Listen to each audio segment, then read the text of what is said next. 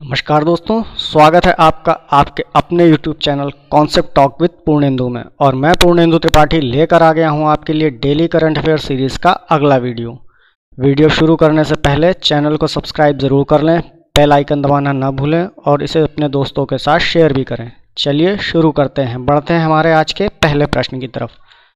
हमारा आज का पहला प्रश्न है, हाल ही में भारतीय अंतर्राष्ट्रीय फिल्म फेस्टिवल का 53वां संस्करण कहाँ मनाया गया?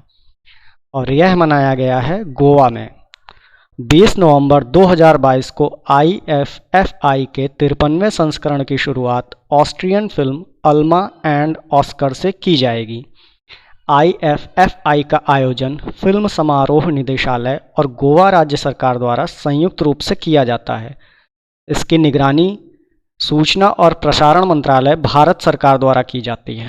बढ़ते हैं अगले प्रश्न की तरफ। हमारा अगला प्रश्न है, किसे भारतीय ओलंपिक संघ एथलीट आयोग के अध्यक्ष के रूप में चुना गया? भारतीय ओलंपिक संघ एथलीट आयोग, ना कि भारतीय ओलंपिक संघ, इसलिए यह बात ध्यान देने वाली है। और यह चुना गया है MC मैरी कॉम को। 5 बार की विश्व चैंपियन मुक्केबाज MC मैरी कॉम, 2 बार की ओलंपिक पदक विजेता PV सिंधु और ओलंपियन शिवा केशवन के साथ कुल 10 लोगों को यहां हुए चुनाव में IOA एथलीट आयोग के सदस्य के रूप में निर्विरोध चुना गया है। बढ़ते हैं अगले प्रश्न की तरफ। अगला प्रश्न है, अंतर्राष्ट्रीय गीता महोत्सव का आयोजन कहाँ किया जाएगा? और अंतर्राष्ट्रीय गीता महोत्सव 2022 का आयोजन किया जाएगा कुरुक्षेत्र, हरियाणा में। यह कुरुक्षेत्र में 19 नवंबर से 6 दिसंबर तक किया जाएगा। बढ़ते हैं अगले प्रश्न की तरफ। अगला प्रश्न है, कौन से भारतीय खिलाड़ियों को 2022 T20 विश्व कप की मोस्ट वैल्यू टीम में शामिल किया गया?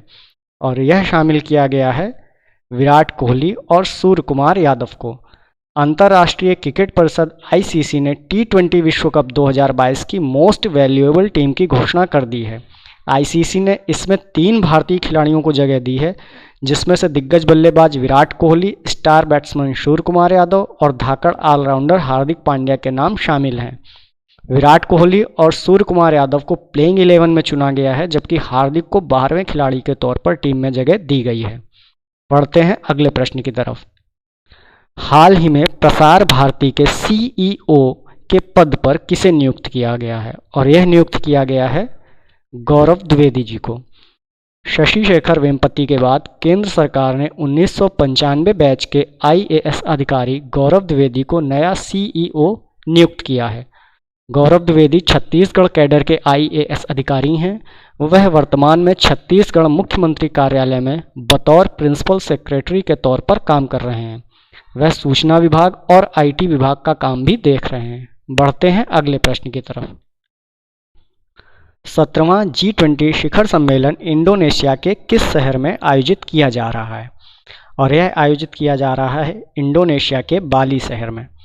17वां G20 शिखर सम्मेलन इंडोनेशिया के बाली में शुरू हो रहा है, जिसमें प्रधानमंत्री नरेंद्र मोदी जी विश्व के बड़े नेताओं के साथ 2 दिन के सम्मेलन में हमारे भारत की ओर से भाग ले रहे हैं। बढ़ते हैं हमारे आज के अगले प्रश्न की तरफ। हाल ही में किस बैंक द्वारा अपना 104वां स्थापना दिवस मनाया गया? और यह मनाया गया है यूनियन बैंक ऑफ इंडिया के द्वारा। यूनियन बैंक ऑफ इंडिया के बारे में जान लेते हैं। इसका मुख्यालय है मुंबई में।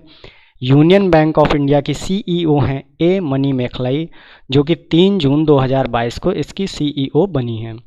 यूनियन बैंक ऑफ इंडिया की स्थापना 11 नवंबर सन 1919 में मुंबई में की गई थी। बढ़ते हैं हमारे आज के अगले प्रश्न की तरफ।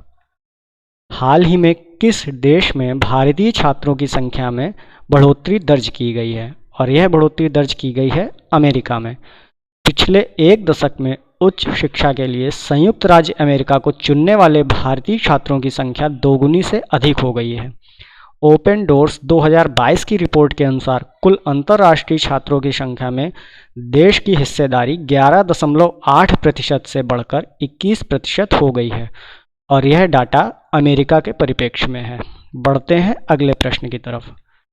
पर्यावरण, वन और जलवायु परिवर्तन मंत्रालय और राष्ट्रीय विकास कार्यक्रम यानी UNDP द्वारा कहां पर इन आवर लाइफ टाइम अभियान शुरू किया गया है? और यह शुरू किया गया है मिस्र में। पर्यावरण, वन और जलवायु परिवर्तन मंत्रालय और संयुक्त राष्ट्र विकास कार्यक्रम UNDP ने संयुक्त रूप से मिस्र में COP27 के एक कार्यक्रम में इन आवर लाइफ टाइम अभियान की शुरुआत की। अभियान का उद्देश्य 18 से 23 वर्ष के बीच के युवाओं को स्थायी जीवन शैली के संदेशवाहक बनने के लिए प्रोत्साहित करना है। बढ़ते हमारे अगले और आखिरी प्रश्न की तरफ। राष्ट्रीय प्रेस दिवस कब मनाया जाता है? और यह मनाया जाता है आज यानी 16 नवंबर को। हर साल 16 नवंबर को एक स्वतंत्र और जिम्मेदार प्रेस की स्मृति में यह दिवस मनाया जाता है। इसी दिन प्रेस काउंसिल ऑफ इंडिया ने यह सुनिश्चित करने के लिए एक नैतिक प्रहरी के रूप में काम करना शुरू किया था कि प्रेस उच्च मानकों को बनाए रखे और किसी प्रभाव या खतरे से बंधी ना हो। आज ही 16 नवंबर को विश्व सहिष्णुता दिवस भी मनाया जाता है। इसी के साथ हमारा आज का सेशन समाप्त होता है। प्लीज़ लाइक करें, शेयर करें, सब्सक्राइब करें और अपने वैल्यूएबल फीडबैक को कमेंट के माध्यम से हमें ज़रूर दें। धन्यवाद।